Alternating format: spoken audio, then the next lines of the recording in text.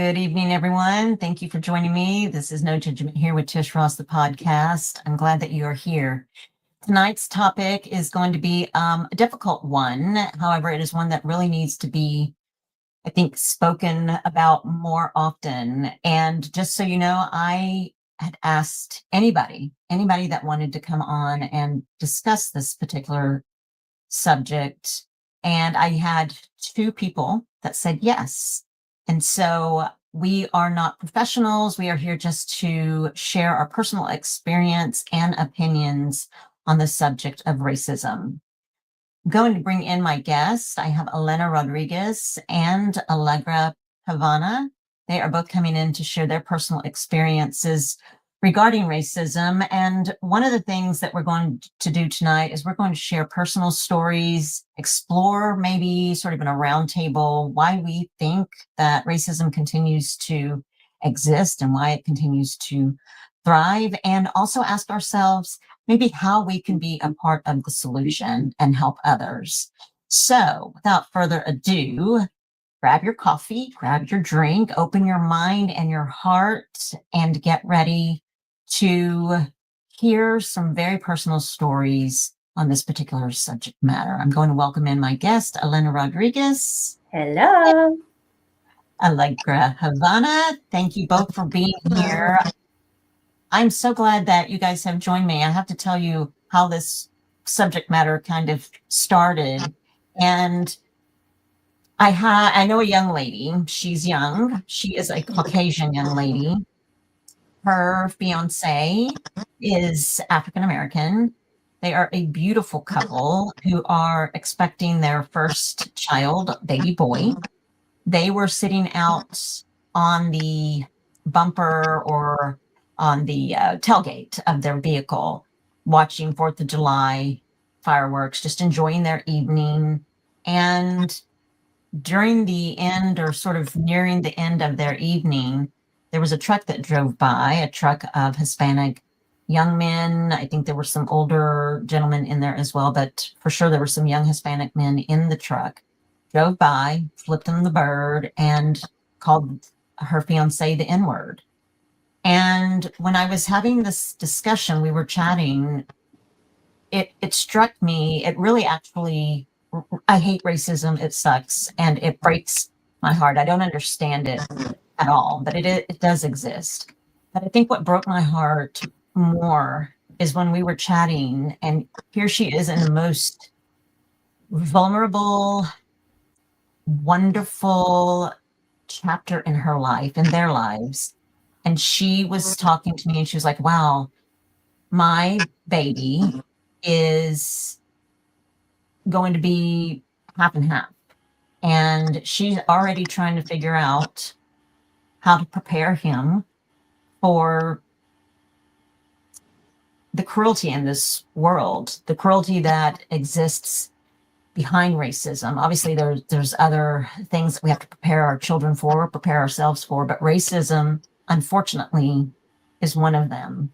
And so I'm glad that both of you guys said yes, and I brought both of you in. I want you to introduce yourselves a little bit, tell us a little bit about yourselves, and then tell me a little bit of why you feel racism still exists, and share a little bit about, and I'm sure we could go all day in terms of how we've experienced it personally, but share maybe a moment that you remember, something that impacted you, and did it change your life in any way, or the way that you view the world, or, and I know that's a lot of questions.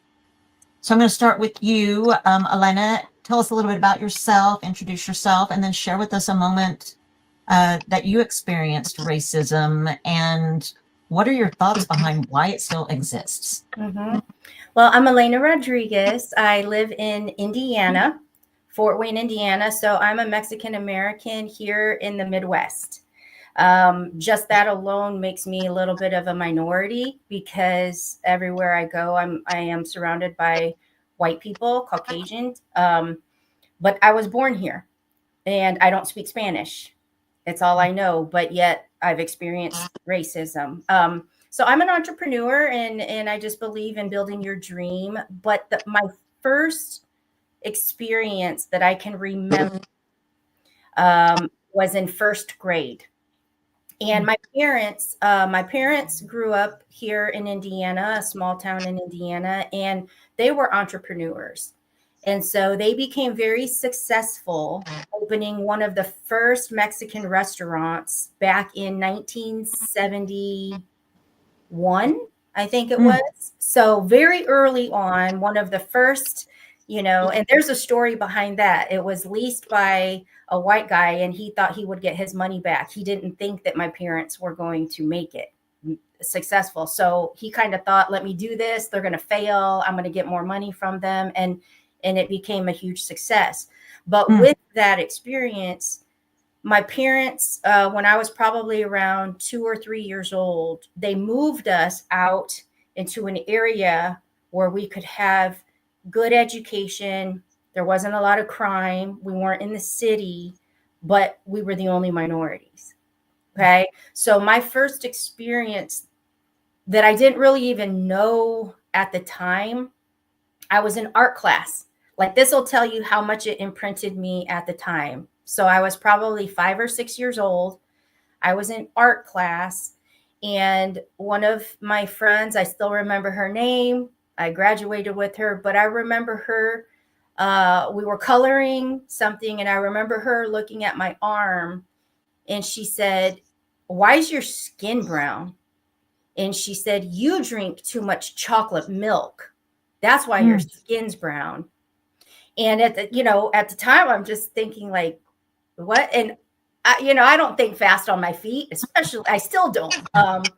And I just remember saying, well, then you must drink too much white milk because your skin's white. I mean, I didn't know what to say, but that was my first time where I felt like, wow, okay, my skin's brown.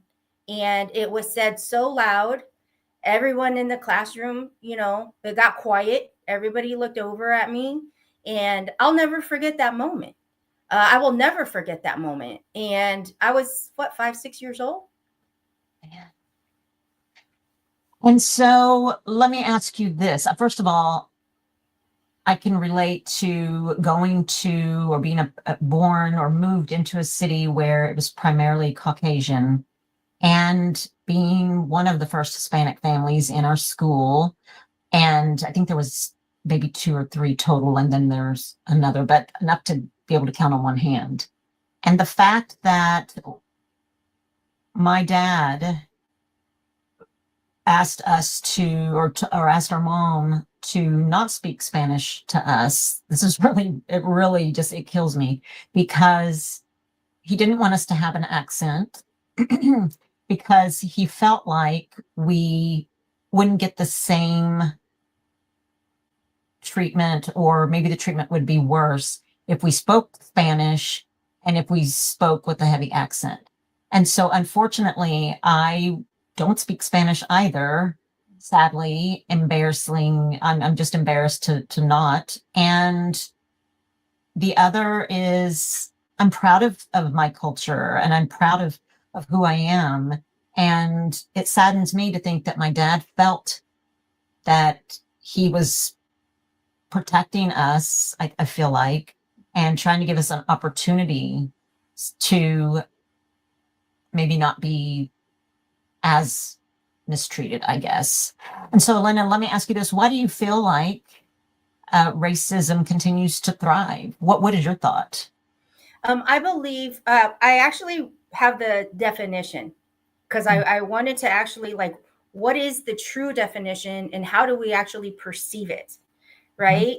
So the definition is prejudice, discrimination, or antagonism by an individual, community, or institution against a person or people on the basis of their membership in a particular racial or ethnic group, typically one that is a minority or marginalized. And so, to me, this can mean many things. Racism can affect many areas, but I feel the bottom line is pure ignorance. Mm, Pure ignorance. It can be fear of the unknown, but you know, I just think it shows more about the person that is prejudiced because they're so narrow minded. They haven't mm, even learned. It's kind of like taking an answer from someone and receiving it as truth when you haven't even searched for the answer yourself. So mm, I believe it still exists because people are just ignorant. And on another level, maybe they haven't been exposed.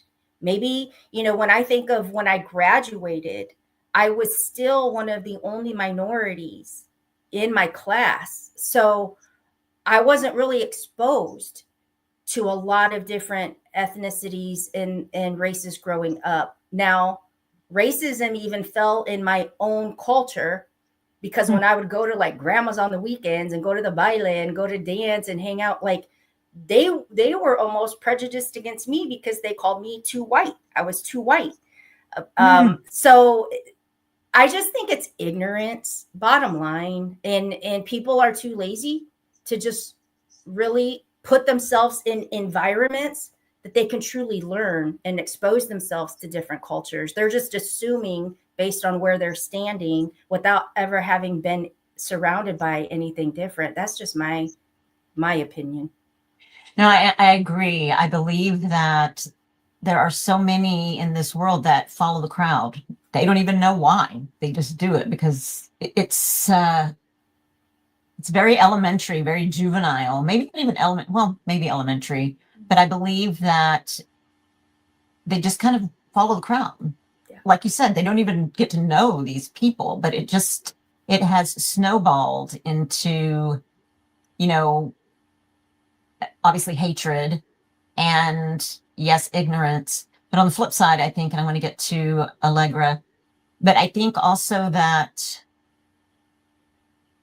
while we say that, I think of the young lady that shared her story with me. I think even though we know that,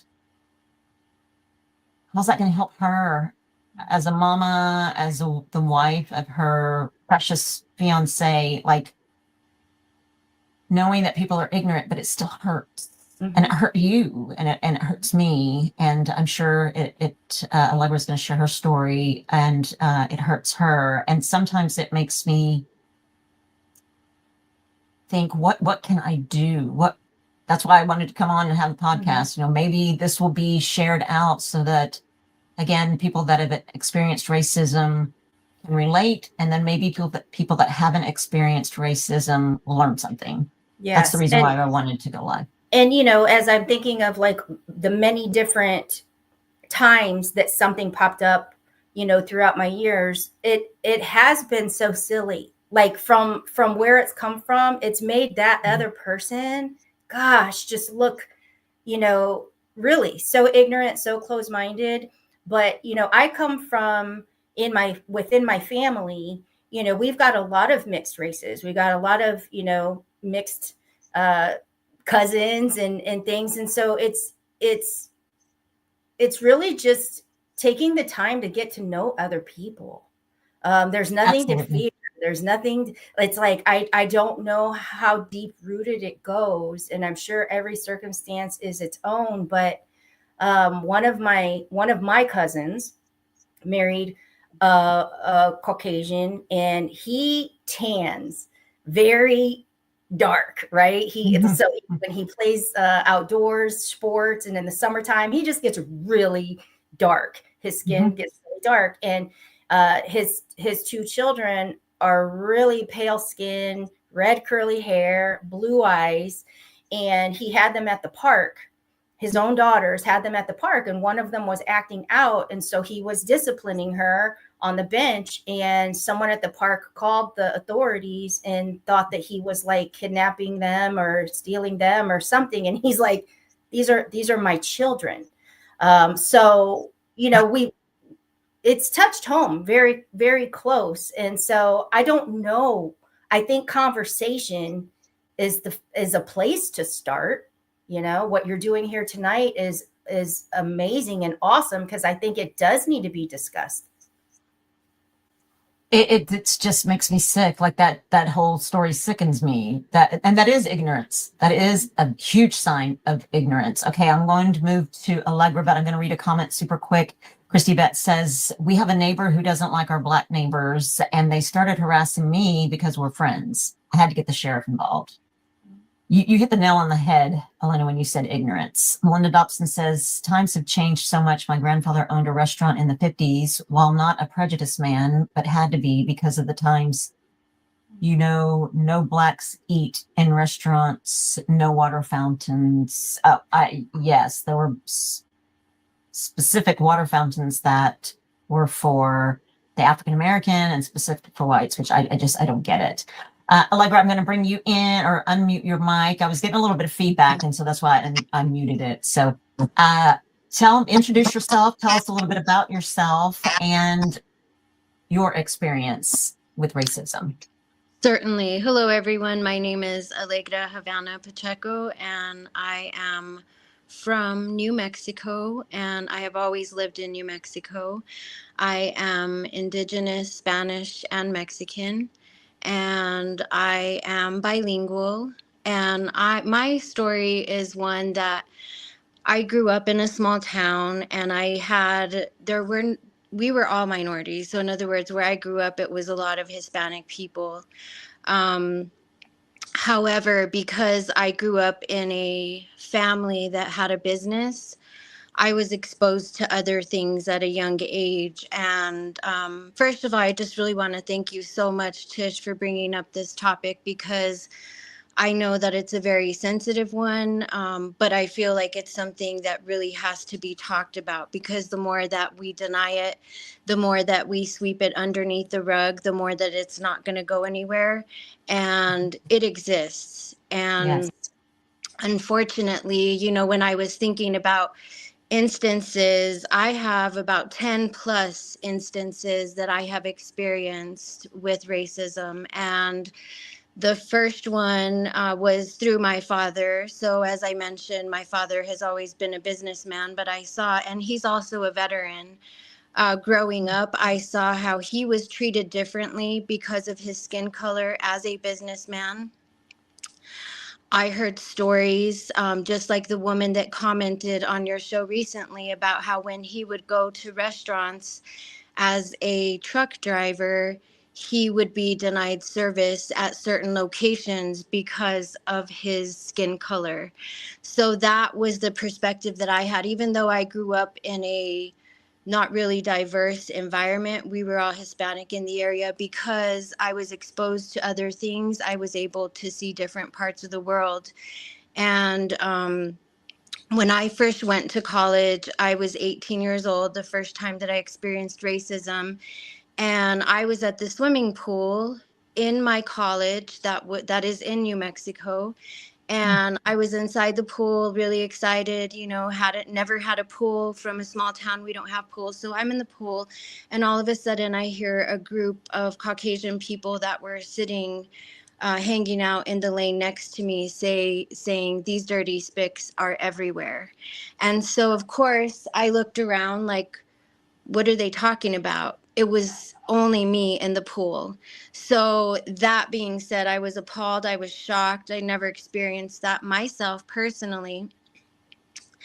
And I really think that racism is so ugly because it's literally based on stereotypes. It's based on judgments.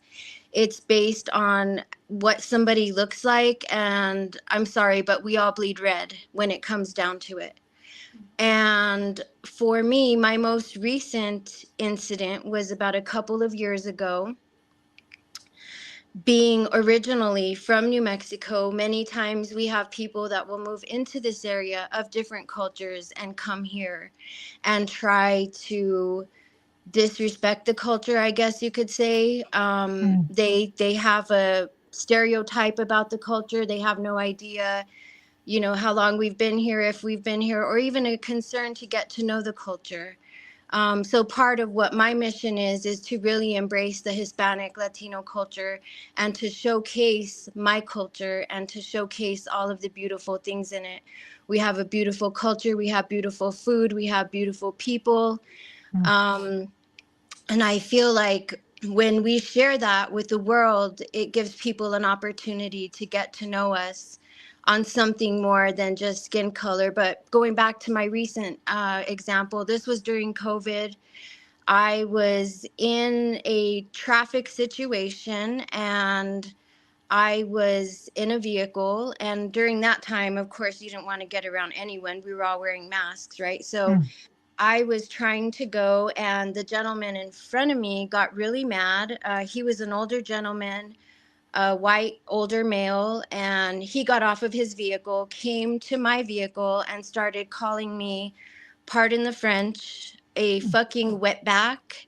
And what was I doing? He started to threaten me with his arms like that, like trying to get to me. I was inside the vehicle, and I was just really appalled. Like, wow, I could not believe the rage that I saw in this man's eyes.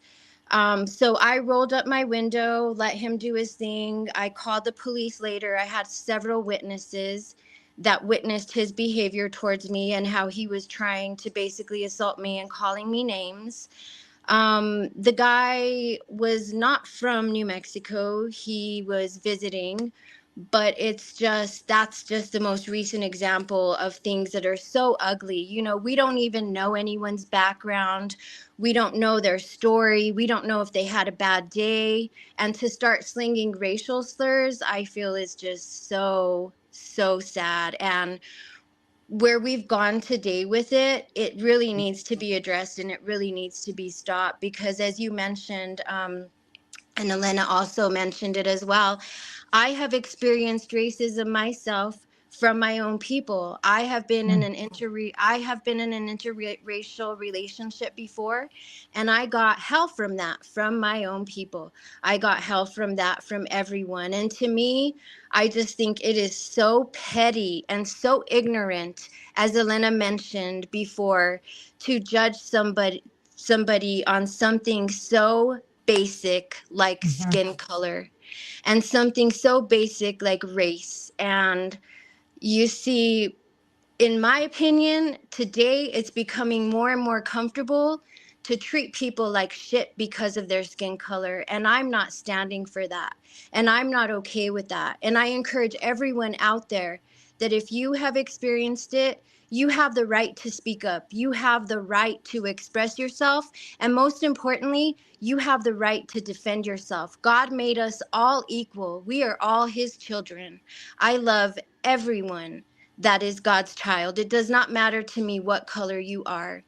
And as far as what we can do about it, for me, I really think that we need to build up our tolerance for other people and stop the stereotype. Stop saying, oh, all Mexicans like beans or all so and so. You know, that is so elementary and it's so petty. And really, when we prevent ourselves from getting to know somebody based on something as minute as their skin color, we are really missing out on life. I have friends of all colors and all cultures, and I love them all the same.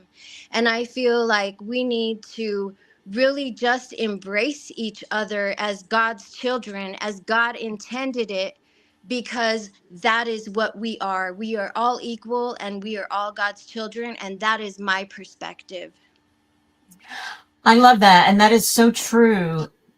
I wish that, and I'm glad that you guys are here and you're sharing your perspectives. I'm getting ready to ask sort of or maybe make a statement that's a little bit might be controversial, but I'm going to say it here in just a second. But I went to a Black Lives Matters rally, and one of the things that the MC was asking the crowd to do, he stopped and he said, it was a Caucasian MC, and he said, everybody that's here at this Black Lives Matters rally, I want you, if you are not African American, I want you to go up to an African American and ask them, what is something that you can do? And what do they worry about the most in these days and times?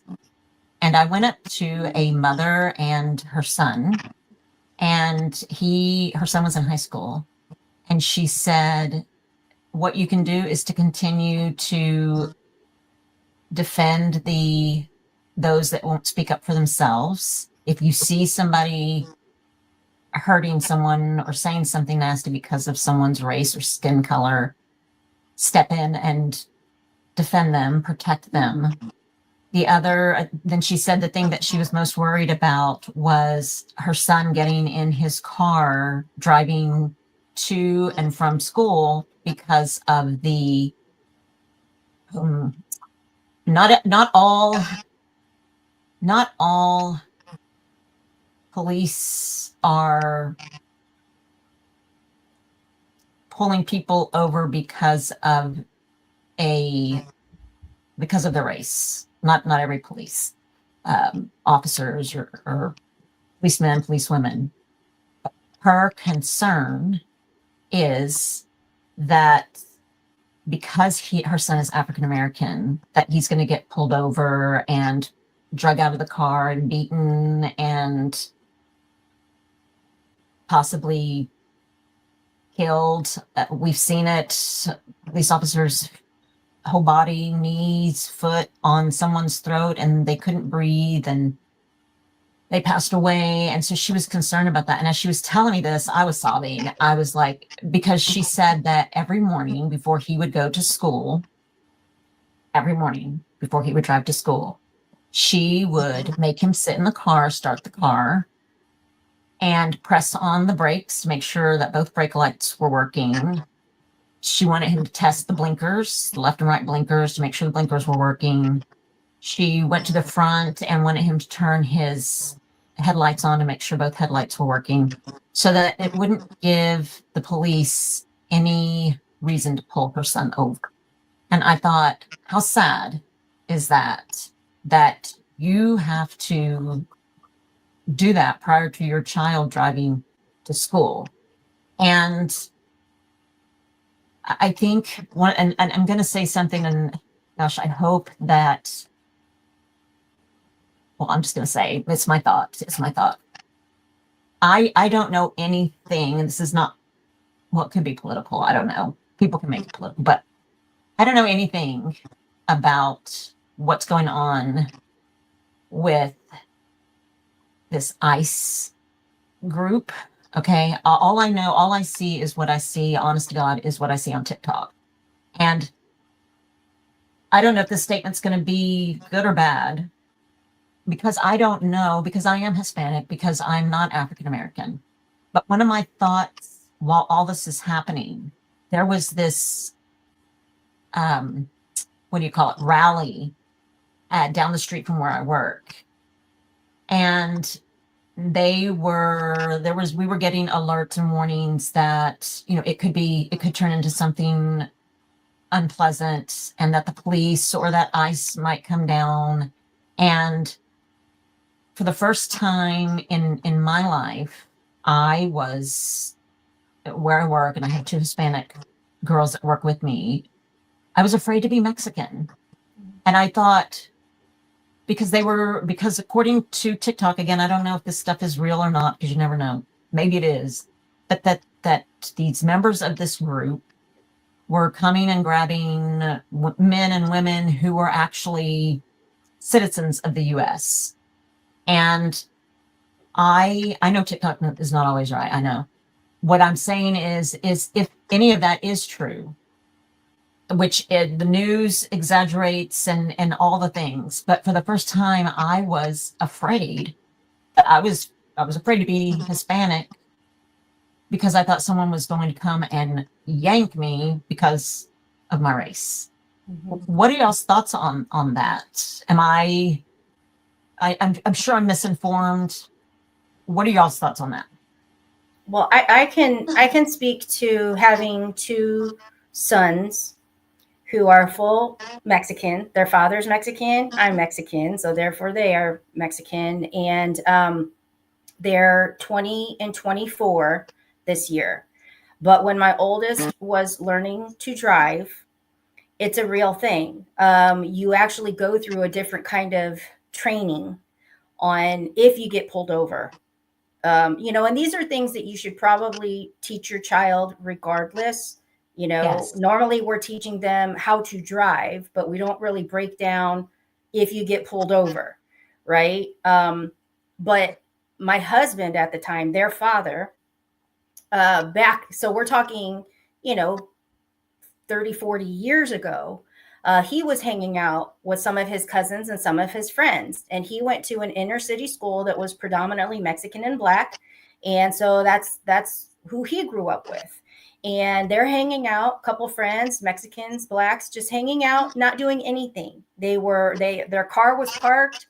They were hanging around the outside, just in a parking lot, just talking, no drugs, no drinking, just hanging out. And a cop came up, and before you know it, they're all handcuffed. The car's being stripped down, but they weren't even driving. They were just hanging out. And so I feel like at that time that traumatized, who is now my ex-husband, because he talked about it a lot. And so for him, it was very important that my sons knew that it doesn't matter what you're doing. If they want to pull you over simply for any reason, they can. And if that happens, here's what you do, And so to have that extra conversation is sad. It is sad because if you're teaching them how to drive appropriately and not break the law while driving, that should be the end of it. But unfortunately, when your skin is a different color, that's not the end of it. And my husband experienced, or, my ex-husband experienced that. So that was very real, and something that, as odd as it might seem today, people might think I'm silly when I worry about my son driving today, but that's in the back of my mind all the time. That it's always in the back of my mind. And I think just from the different experiences that I've gone through over like silly stuff. One of mine that I've got to share is I was throwing one of my cousins a baby shower, and she was marrying a white guy, and the mother-in-law was prejudiced. So was having a hard time that this was the woman that he chose. So anyway, it was pretty much known she did not want him marrying into our family.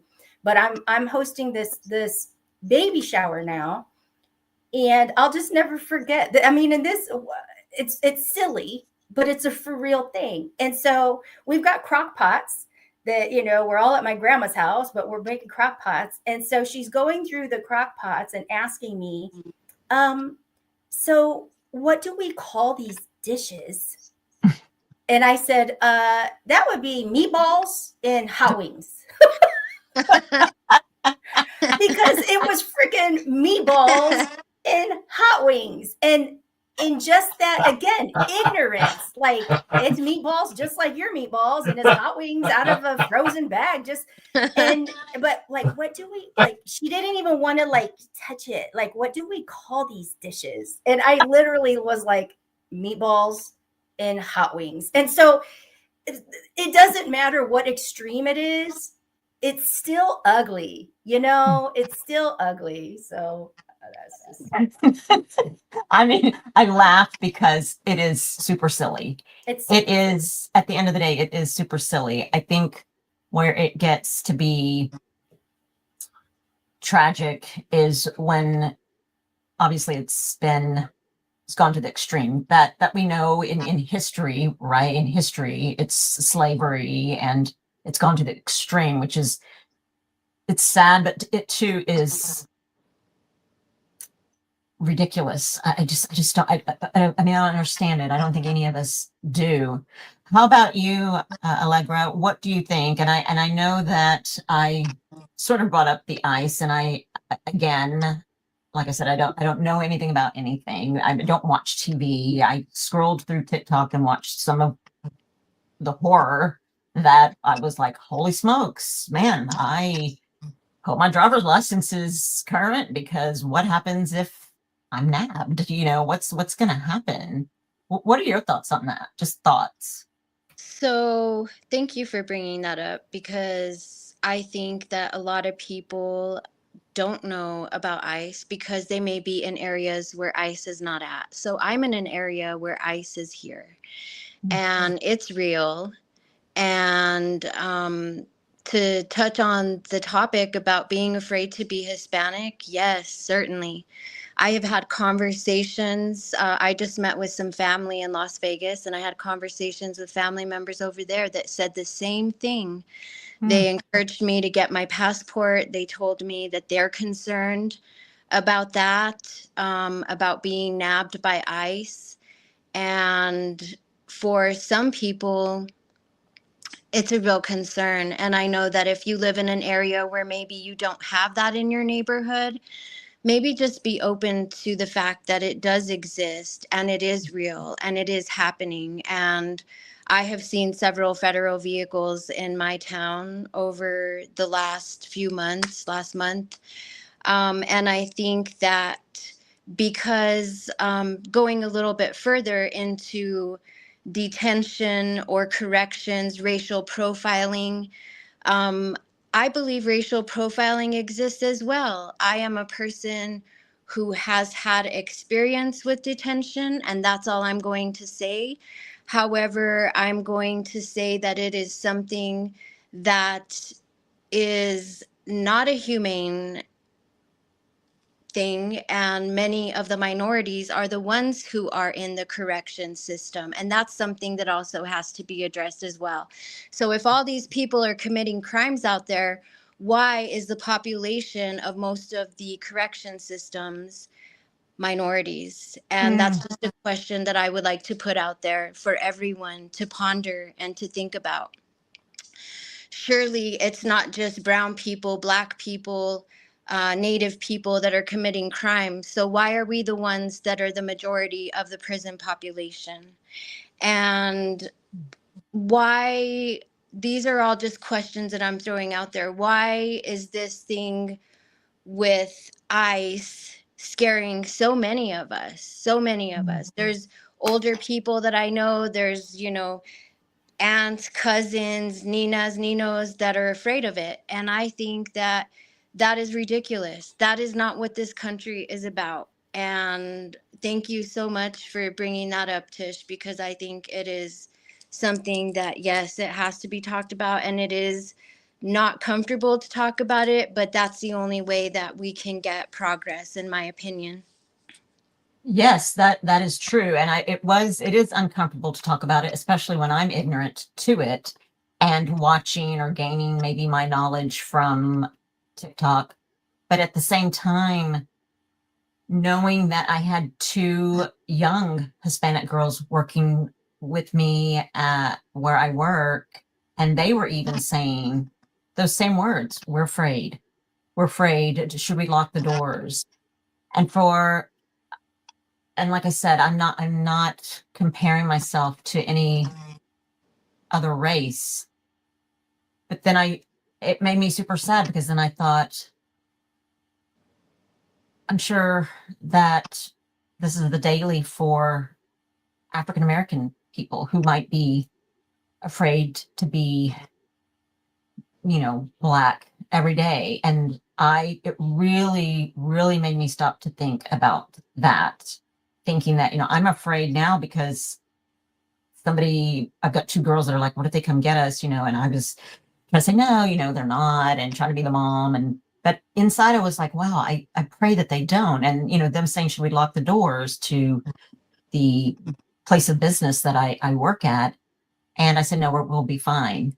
But then as I was driving home, I started thinking, I bet a lot of African American people feel like this on the daily. And yes, racial profiling and being pulled over. And there was someone that just made a comment, says a lot of false imprisonment. And like you said, Allegra, I think it even goes deeper, that when we think about why are so many minorities imprisoned? Is it because of their race and our lack of opportunity? Is it because we are judged and not given an opportunity because of skin color? Is it because I don't know. I don't know. What do you think? I think that I think it's a whole lot of things. Like, I think that, so in my case, where I grew up, in the state that I live, it's an impoverished state, right? So because there's poverty, impoverished areas usually lack resources, they lack education, they lack the ability to defend themselves, they lack the ability to know the laws. Um, I always tell this story. When I was in elementary school, my bathroom didn't have toilet paper. So that's how some of us grew up. My mom had to send me toilet paper to school. So when you grow up in those conditions, I feel like it just sort of becomes, first of all, it's kind of what you're used to. You get used to crumbs, so you don't want any more. Mm, And as far as like, why do I feel that why do I feel that the majority of the people in prison, I think that that's part of it, is the fact that they are in impoverished areas and they have a lack of education, they have a lack of guidance, they have a lack of mentors. And so they fall into the system and they continue. But I also believe that there are many stereotypes that also go along with that. And that has been proven time and time again. Not to get into details, but there's certain people that have felons that if they're not of a color, if they're not colored, they're doing things right now. And it's like, how does that even happen? How does skin color determine the level of crime or violence that you are? How is it that the majority of those people are locked up? And for me, I feel that it's a lack of resources. They don't have the money to defend themselves. They don't have the knowledge to know how to defend themselves. And they just become victims of the system, is what I think. I love that. I agree. How about you, Elena? Well, it brings me to think of, and I know I brought this up just not that long ago, but there's a sentence in a movie that hit home for me, gosh, when I was younger, and it's, just because I speak with an accent doesn't mean I think with an Mm, accent.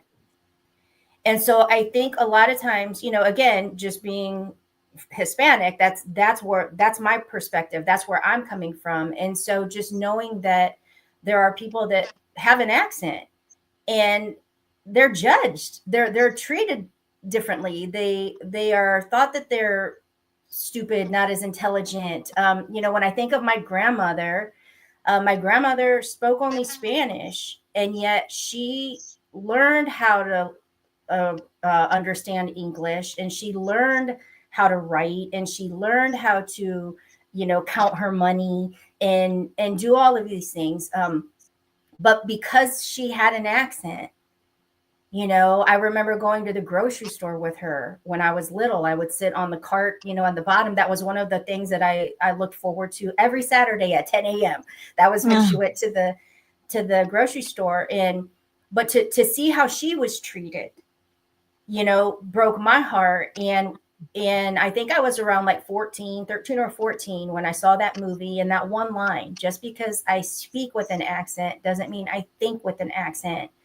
And I think if we could all understand that somebody that is bilingual, they're smarter than those of us that only speak one language. Like, and so how does that turn into a negative? Like, why would you think different of them just because they're having trouble speaking without an accent? And so for me, it's I haven't experienced it into the depth that I know some people have. Um, but I am in an environment where I can tell you that if you have the funds to throw money at a problem, your color will go away. And I've witnessed that. I've witnessed coming from money and seeing Hispanics throw money at a problem, and it's like, hey, we're with cops, and we're best friends now.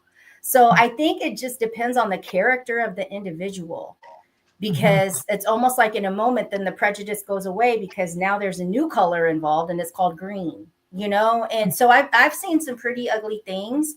But I don't know. I just go back to ignorance. I just think it's people not taking the time to want to understand. Not if they think it doesn't affect them, it's kind of like out of mind, out of sight, not my Mhm. problem. But then yet when they're in that environment, it's almost like fear of the unknown. Mm. So let's treat it badly because I don't know anyone with a different skin color than mine. So it makes me afraid. And so, just like any fear mechanism, you're going to fight against it. And I think it's just ignorance. I agree. And I think it's ridiculous even that we have to talk about people not liking people or judging people or ridiculing or beating people because the color of their skin. It is the most ridiculous thing that I just can't even believe that we I even have to talk remember, about. I remember being a sophomore in high school, and I was like on the pom pom team, and dance this and that, and student council, and I was just very involved in high school, and I really liked this basketball player. He was a little bit older, and we went on a double date because I couldn't go on a date by myself, but a friend of mine went with his best friend and we went on a double date, and we really had a great time. He was a little bit older, but on the basketball team, I was pom poms. And the moment that his parents found out that it was me, and they were not going to have it. They were not going to have him dating a Mexican. They didn't want to hear anything about it. They didn't even want to meet me. And, I have to give him credit for being honest with me because there really was no other reason. We had a great time.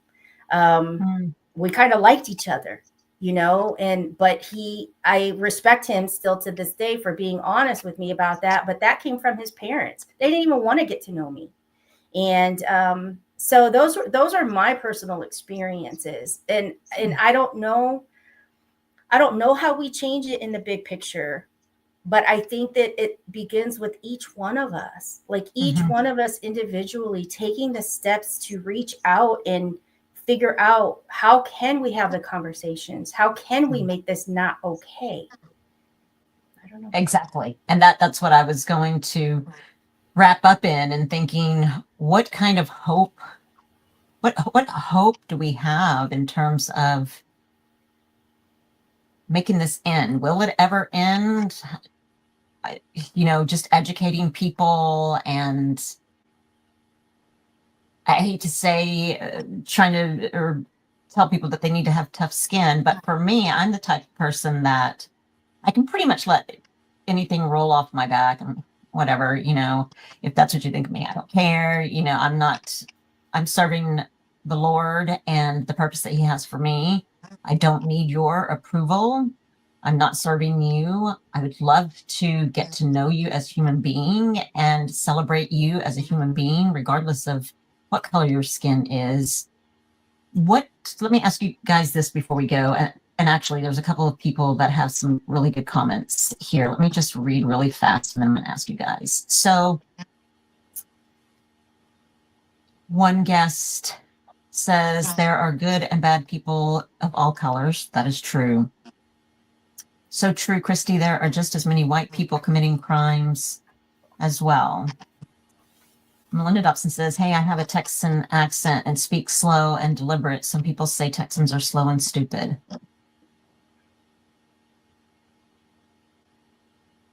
Starts at home, that and teaching the children that we are all different, but we are all equal. And that is true. And I do believe that it does. It starts at home. I think it also has a lot to do with, are you a strong individual, or are you going to go with the crowd? Are you going to form your own opinion, or are you going to follow the opinions of others? And again, it all boils down to ignorance. So what do you guys think? What gives you hope that things could change? What gives you hope that things could change? Allegra? For me, what gives me hope is God, because God is love. And I believe that love is always stronger than hate. I feel that the more that people start to get to know themselves and their identity and be strong in who they are and love themselves, then they can start to love people around them. Because usually when we don't like somebody because of something as simple as skin color, it's because we do not love ourselves first. Because if we did, we wouldn't have an issue with anyone else, because we would know that they're our brother or our sister through God. And along with that loving of self comes loving God, getting a relationship with God, because when you know God, you know that God is love and that God does not separate based on something like race or skin color. So because I know God, I have hope that things become better. I love that. And that is so true. Thank you for sharing that. Elena, what gives you Yeah. hope? For that, I have to just pretty much piggyback off of what Allegra says, because to me, ultimately, he sees the big picture. He sees what's going on. And I just feel like we have to give it to him. That is, and when I say him, that's my God, my God. I feel like this is such a massive issue. It's massive. And if we looked at it as a whole, we would think, what can I do? How can I change this? Like I'm just this little tiny peon over here in this like vast space that's kind of ugly, you know? And so I think the thing that does give me hope is the prayer that I have every day, that God's spirit, you know, enter the hearts of those that need it most. And you know, come to find him, you know, and I know our God is not a rude God, so he's not going to just come in and barge his way in. He has to be invited. But I actually pray that those hearts that are closed off to him, that he find that little crack and just give them a glimpse, just give them something that lets them know that that is God, and that they will open their heart and they will come to know him. And that's the only hope that I carry. But that's not only over this topic that we're speaking of. It's just the state that our world is in, period. Like allow him to show himself and let people recognize that that's him and invite him in. And that's the hope that I carry every day for all of it.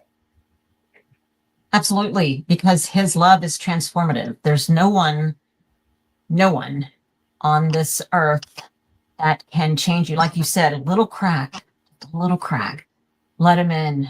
And boy, you're going to see yourself change. Like Allegra said, come to love yourself and then love others. Boy, that's the world changing.